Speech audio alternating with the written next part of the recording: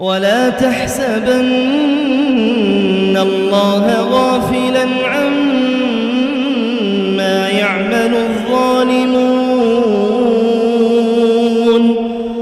إنما يؤخرهم ليوم تشخص فيه الأبصار.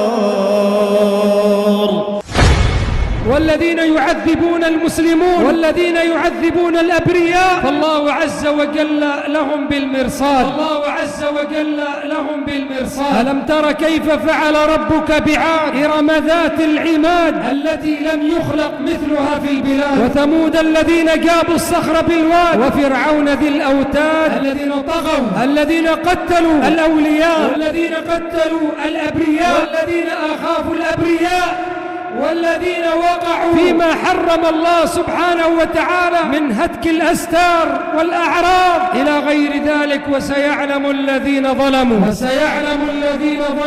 أي منقلب ينقلبون. والله ثم والله لا تظن أن الله عز وجل غافلا عن أولئك القوم. والله عز وجل لا يحب الفساد، ولكن هذه سنة الله عز وجل في خلقه. والله عز وجل فعال لما يريد، والله عز وجل يفعل ما يشاء. كم عذب من الصحابة وكم شرد من الأبرياء في زمن النبي عليه الصلاة والسلام، في زمن الصحابة الكرام والتابعين وتابع التابعين وتابع التابعين، كم لاقوا من الأذى والتعذيب. هذه سنة الله عز وجل في خلقه. الله عز وجل فعال لما يريد. الله عز وجل فعال